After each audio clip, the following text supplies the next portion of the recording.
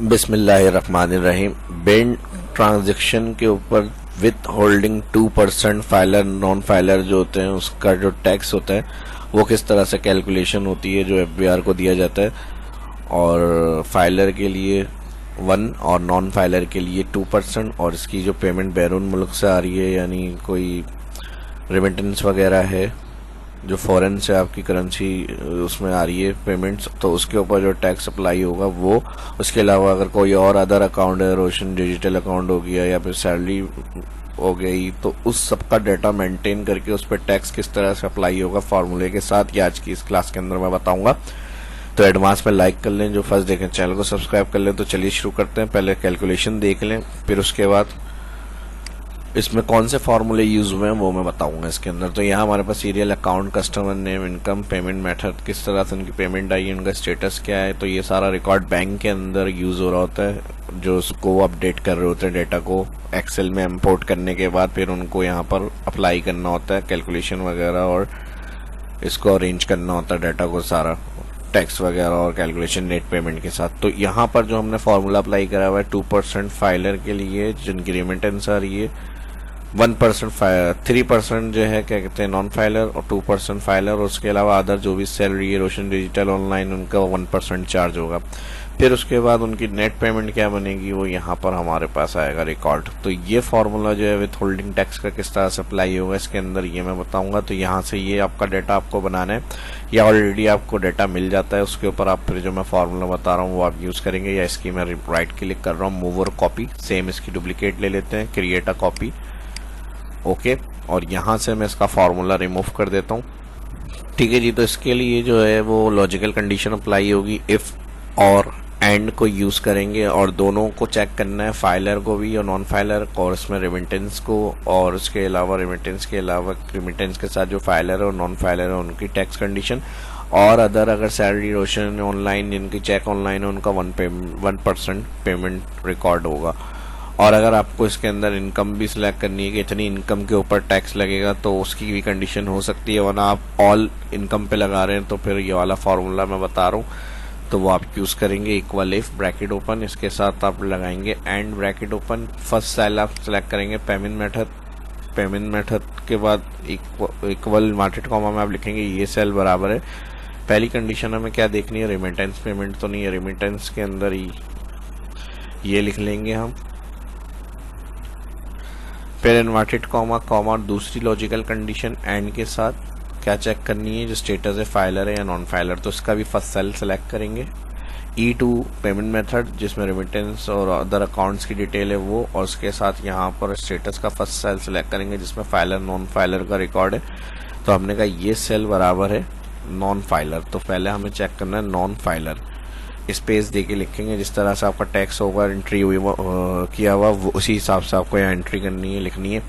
और फिर यहाँ पर इन्वर्टेड कॉमा और ब्रैकेट क्लोज, तो इसकी क्या कंडीशन होनी चाहिए, एंड हमने यूज क्यों किया है, इफ होता है ट्रू और फॉल्स में आंसर के लिए देखें यहाँ ट्रू और फॉल्स, और एंड का यूज लॉजिकल टैक्स की जगह किया क्योंकि दो सेल में अलग अलग वैल्यू देखनी थी, टैक्स चेक करना तो उसके लिए एंड, और एंड दो टैक्स को चेक करके रिजल्ट किस तरह से प्रिंट करता है कि दोनों सेल में वो मैच होना चाहिए, यानी रेमिटेंस इस सेल में हो और इस सेल में नॉन फाइलर हो, तब वो लॉजिकल टैक्स जो होगा वैल्यू ऑफ ट्रू को प्रिंट करेगा, जो हम आगे कंटिन्यू करेंगे। अभी हमने कहा इसको मल्टीप्लाई करें, कॉमा लगाएंगे पहले तो क्योंकि एंड ब्रैकेट यहाँ पर क्लोज हुआ, तो वैल्यू ऑफ ट्रू में आने के लिए कॉमा, उसके बाद कह रहे हैं क्या करना है, वैल्यू ऑफ ट्रू अगर ये रेमिटेंस हो नॉन फाइलर हो तो कॉमा के बाद वैल्यू ऑफ ट्रू में इनकम, इसको मल्टीप्लाई करें 3%। अब ये गवर्नमेंट टैक्स है, जितना होगा उस हिसाब से आप यहाँ पर यूज कर सकते हैं, उसको परसेंट रख सकते हैं, ठीक है जी। तो यहाँ पे मैंने 3% कर दिया, और ये हो गई हमारी फर्स्ट कंडीशन के लिए, और एंड का मैंने यूज बता दिया क्यों किया गया है कि दोनों में होना चाहिए वो चीज़, रेमिटेंस और नॉन फाइलर, तो ये अप्लाई होगा। फिर उसके बाद कॉमा लगाया, उसके बाद वैल्यू है फॉल्स, यानी अगर इसके अलावा है तो इसके अलावा अब हमें एक और कंडीशन देखनी है, जो रेमिटेंस आ रही है लेकिन वो फाइलर है तो उनका लगेगा 2%। तो यहाँ पर मैं इस कंडीशन को ही यहाँ से कॉपी कर लेता हूँ सिलेक्ट करके इक्वल तक, ठीक है जी। इक्वल सिलेक्ट नहीं करेंगे, इफ तक सिलेक्ट करेंगे, यहाँ एंड का ब्रैकेट क्लोज किया है इससे यहाँ तक इफ तक सिलेक्ट करेंगे, और कंट्रोल C कॉपी, और जहाँ इस वाले इफ कंडीशन की वैल्यू ऑफ ट्रू पूछ रहा था, वैल्यू ऑफ फॉल्स, वहाँ पर कंट्रोल V कर देंगे पेस्ट। फार्मूला बार में देख लें, यहाँ पे फार्मूला आ रहा है, सेम इसी तरह से ये फार्मूला कॉमा के बाद पेस्ट हो गया। अब इधर हम कर देंगे फाइलर। पहली वाली कंडीशन में नॉन फाइलर के लिए 3%, और फिर ये वाली कंडीशन जो भी सिर्फ रेमिटेंस है और फाइलर बन रहा है, तो यहाँ पर इसके लिए क्या होगा, अब इस वाली इफ कंडीशन में यहाँ कॉमा लगाया एंड का ब्रैकेट क्लोज के बाद, तो वैल्यू ऑफ ट्रू इस वाली कंडीशन की क्या होगी, मल्टीप्लाई हो जाएगा 2% इनका टैक्स है, तो ये हो जाएगी उनके लिए जिनकी रेमिटेंस है और वो फाइलर है। और कॉमा के बाद अब और मजीद आगे कंडीशन नहीं है, वरना आप इसको और इसी तरह से कॉपी पेस्ट करके कंटिन्यू करके आप अपने हिसाब से और सैलरी को भी देखकर उसमें टैक्स अप्लाई कर सकते हैं। तो ये फार्मूला आपका यूज़ होगा। दो को चेक करने के लिए मैंने रेमिटेंस नॉन फाइलर और रेमिटेंस फाइलर के लिए अप्लाई करा। अब क्या बचेगा इन दोनों के अलावा, यानी remittance non filer remittance filer का तो हो गया, उसके अलावा क्या बचा। अब हमने कहा जो भी आ रहा है वो फाइलर नॉन फाइलर का मसला नहीं है, सैलरी है, रोशन डिजिटल है, तो उसको मल्टीप्लाई पे करना है 1%। तो यहाँ से डायरेक्ट उसकी इनकम सेलेक्ट करी, यानी इन दोनों को मैच करके वो चेक करेगा, तो यहाँ पे ये वाली % वैल्यू, और अगर ये नहीं हुआ तो तीसरा ऑप्शन जो बाकी बच रहे हैं उन सबको 1% पे करना है। तो यहाँ पर हमने मल्टीप्लाई कर दिया 1%, और यहाँ पर अब इस वाले इफ का ब्रैकेट क्लोज करेंगे, और फिर जो फर्स्ट वाला इफ है उसका ब्रैकेट यहाँ पर क्लोज हो जाएगा। ये कंप्लीट पूरा फार्मूला इस तरह से अप्लाई करेंगे और इंटर करके चेक करते हैं आंसर सही आ रहा है। इंटर के बाद इसको नीचे ड्रैग करेंगे, और ड्रैग के बाद यहाँ मैं 3% कर लेता हूँ इसको, ठीक है जी। नेट के अंदर आएंगे, अब ये डिटेक्शन होगी टैक्स अमाउंट की, ये सब FBR का टैक्स है जो उनको पे करेगा बैंक एजेंट होता है जो आपकी पेमेंट्स के अंदर से टैक्स डिटेक्ट करते, फिर जो नेट पेमेंट है वो आपके अकाउंट में ट्रांसफ़र करता है। तो फिर इनकम को सिलेक्ट करेंगे, यहाँ से विथ होल्डिंग जो लगा है वो इंटर और ड्रैग, ये आपकी आफ्टर टैक्स जो है वो पेमेंट बनेगी डिटेक्शन के बाद, आफ्टर डिटेक्शन। तो ये आपके पेमेंट्स होगी जो आपके अकाउंट में ट्रांसफ़र होगी।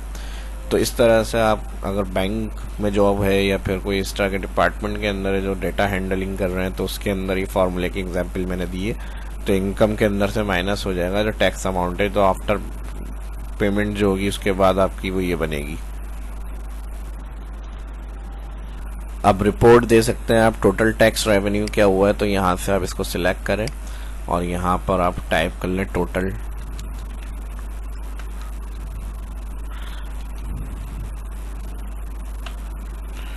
रेवेन्यू, ठीक है जी। जो पेमेंट्स बनी है टैक्स की उसको प्लस करेंगे यहाँ से,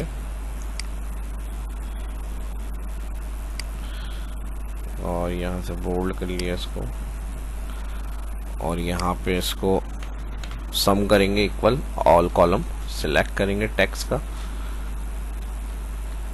यहाँ पे कर देंगे ब्रैकेट क्लोज, ये हो गया। और उसके बाद इसको भी सिलेक्ट कर लेते हैं यहाँ से, ब्लैक बोल्ड। इसमें और मज़ीद थोड़ा सा काम हो सकता है, अगर आपको ये भी रिपोर्ट करनी है कि यहाँ पर रेमिटेंस नॉन फाइलर का अमाउंट कितना है और रेमिटेंस फाइलर का अमाउंट कितना है, तो यहाँ पर आप इसको शॉर्ट में कर देता हूँ। ये मैं शॉर्ट कर रहा हूँ टोटल, तो हमें पता चल गया टोटल टैक्स रेवेन्यू, ठीक है जी। इसको सिलेक्ट कर लेंगे यहाँ से, इसको मैं यहाँ से मर्ज कर रहा हूँ, और उससे पहले जो है वो रेमिटेंस फॉर नॉन यानी फाइलर, नॉन फाइलर के लिए, ठीक है जी। शॉर्टकट मैंने रख रहा है यहाँ पे, या इसको R4 नॉन फाइलर कर लेते हैं, या रेमिटेंस फॉर नॉन फाइलर। और फिर इसके लिए हम यूज़ करेंगे सम इफ्स कंडीशन, जो मल्टीपल क्राइटेरिया है। तो इसके अंदर हमने पहले इस सेल सम रेंज सेलेक्ट करेंगे, सॉरी, ब्रैकेट ओपन के बाद, और फिर उसके बाद क्राइटेरिया रेंज फर्स्ट ये सिलेक्ट होगा, और फिर कॉमा के बाद इसमें से क्या चेक करना है हमें, रेमिटेंस देखना है। तो सेल रेमिटेंस के लिए अब ये ड्रैग नहीं होगा, तो इसलिए सिंपल मैं बगैर एब्सोल्यूट की F4 सेल क्लिक कर रहा हूँ। उसके बाद क्राइटेरिया रेंज 2 में क्या चेक करना है, नॉन फाइलर, या आप अलग से भी सेल में लिख सकते हैं। तो मैं इसी क्राइटेरिया में इसी रेंज के अंदर ये चीज़ चेक करनी है, तो मैं डायरेक्ट क्लिक कर रहा हूँ ब्रैकेट क्लोज। अब यहाँ पे अच्छा रेंज मैंने सेलेक्ट नहीं करी, पहले रेंज सेलेक्ट करेंगे, फिर क्राइटेरिया 2 पूछेगा, ये क्राइटेरिया रेंज 2 बता दी, फिर उसके अंदर क्या करना है तो नॉन फाइलर देखना है, एंटर। तो ये आपका टैक्स नॉन फाइलर का हो गया। और रेमिटेंस फॉर फाइलर,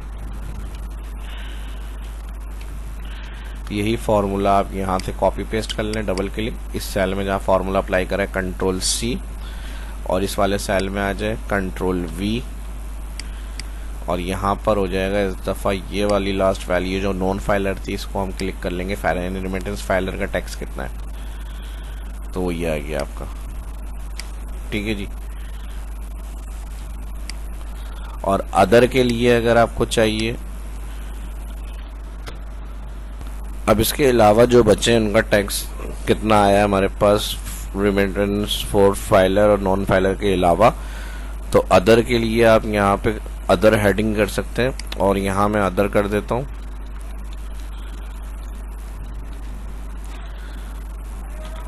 ठीक है जी। और यहाँ पे हम क्या करेंगे, इक्वल, ये टोटल था, इसको सिलेक्ट करेंगे और हम माइनस कर देंगे bracket open, minus bracket open के बाद इसको सिलेक्ट करेंगे और प्लस कर देंगे इसके साथ फाइलर नॉन फाइलर के अमाउंट के साथ। तो ये हमारा अदर का है। ठीक है जी। इसको भी सिलेक्ट करना है, यहाँ से सिलेक्ट कर लें। और अब अगर हम इसको और इसको प्लस करेंगे तो ये वाला टोटल आना चाहिए, तो इसके लिए हम मैनुअल कर लेते हैं, इस सेल पे क्लिक, प्लस फाइलर टैक्स और प्लस नॉन फाइलर टैक्स, इन तीनों को प्लस करेंगे, ये डायरेक्ट जो टोटल किया। तो अलग अलग डिटेल के लिए आप इस तरह कैलकुलेट कर सकते हैं कि किस कैटेगरी का कितना अमाउंट आ रहा है रेमिटेंस में, online cheque, salary, digital account, देखो सेम अमाउंट हो गया। और इसके अलावा इंडिविजुअल देखना है कि इस फील्ड के कितने आए हैं, इस कैटेगरी में कितना अमाउंट आया है, इस अकाउंट के कितना अमाउंट है, तो इस तरह से आप अलग अलग कैलकुलेट कर सकते हैं।